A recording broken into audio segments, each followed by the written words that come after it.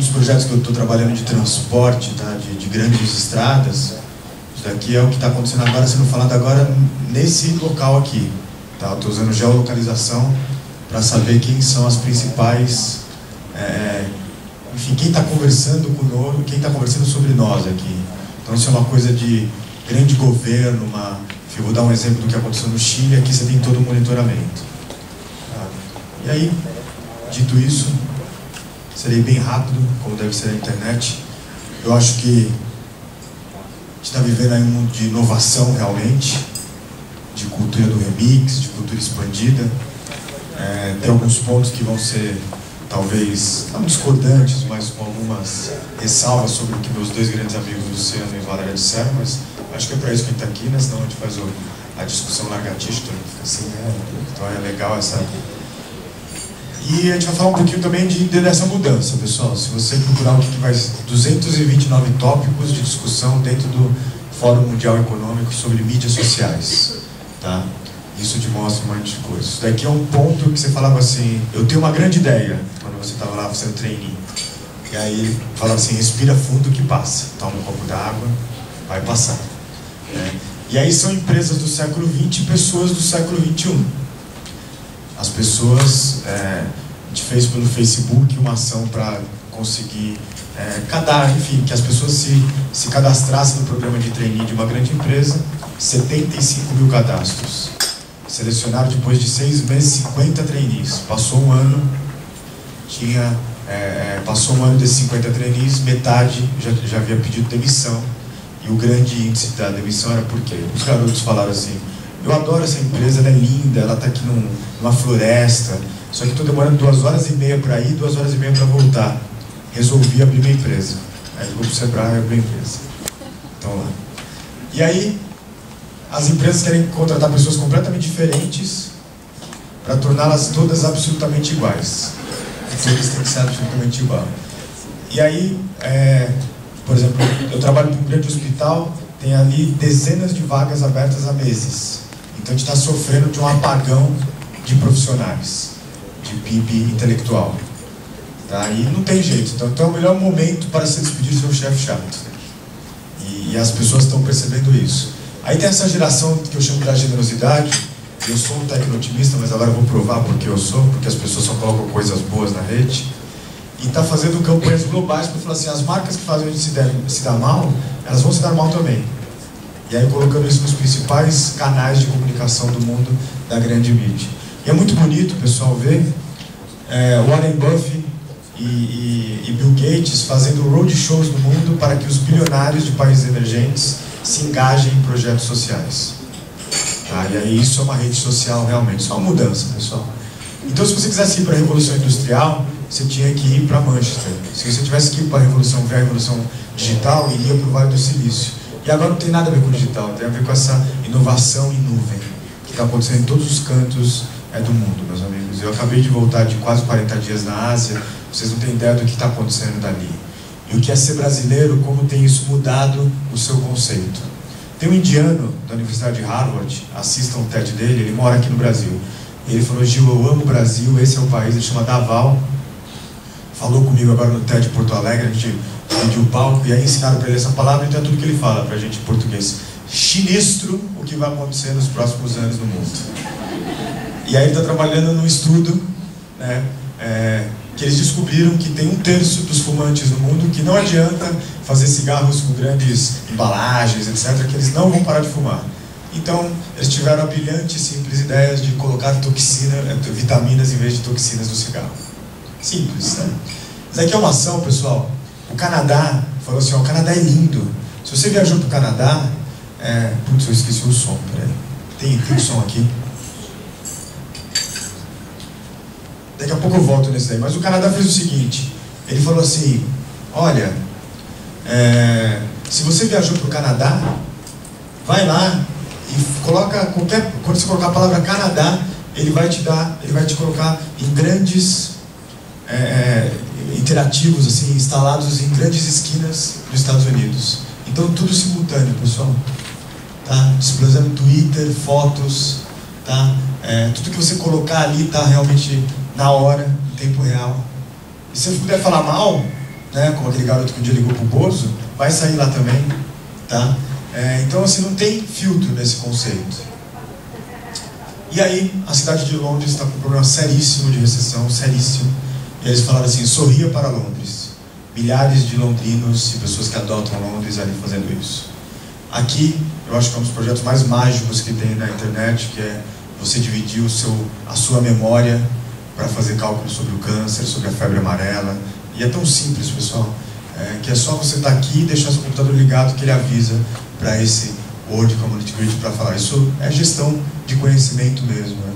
É coisa tão simples que as universidades lá de fora estão adotando o brasileiro coletivo com .com.br.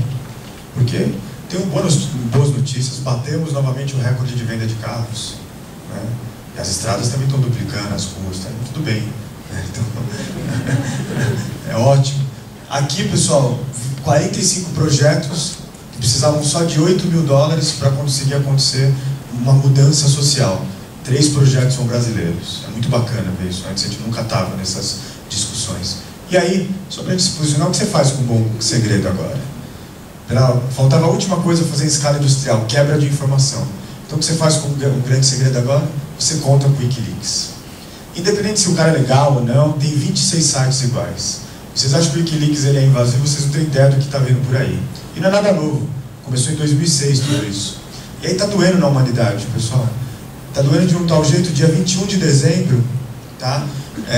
E aí quando a Hillary Clinton, ela vira e fala assim, não, essa coisa do Wikileaks não pode acontecer, ela está dizendo o seguinte, democracia no país dos outros é refresco, no meu não, tá? Então ela não está deixando e tentando prender ele. E aí, pela primeira vez na história da Grã-Bretanha, jovens se organizam pelo Facebook e pelo Twitter, porque o governo declarou que vai cortar £1 bilhão para os próximos 3 anos da educação britânica. Esses garotos se reúnem através do Twitter no dia 21 de dezembro de 2010, agora 2 meses atrás, fecham dezenas de lojas que não pagam seus impostos corretamente. A gente está falando de Vodafone, nós estamos falando de Topshop, e aí esse vídeo que está sem som, são os garotos ali em Oxford Street falando assim, pague seus impostos. Eu gosto de você, Marco, mas eu vou fazer um super do boicote usando as mídias sociais para que vocês comecem a pagar seus impostos de fato.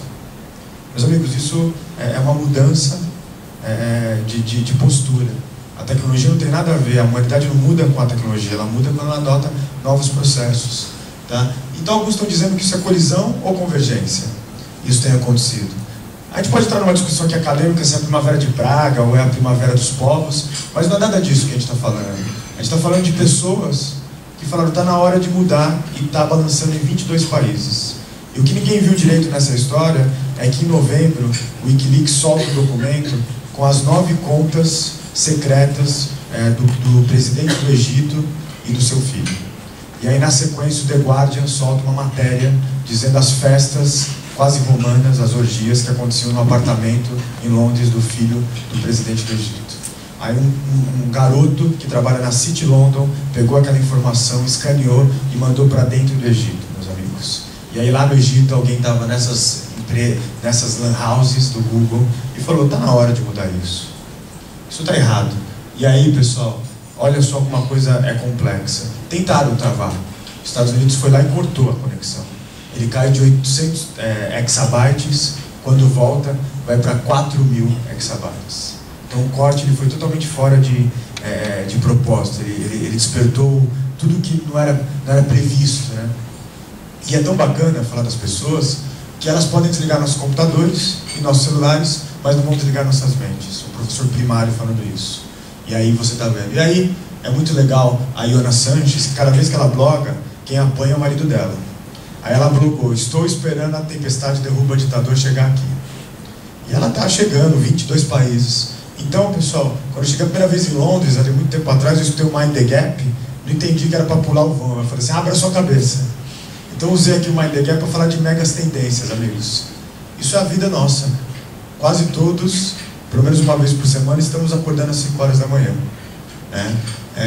Quase todos agora estamos ainda vendo essa nova educação que eu vi isso lá na Ásia, pessoal. Como vai se educar por esse processo? A nossa vida está virando um grande livro agora. O seu Facebook, que só tem coisa boa, você vai lá e transforma em livro. Já foram vendidos milhares de livros personalizados para as pessoas que estão colocando seu conteúdo lá. Seu conteúdo é tão legal, então faz um livro.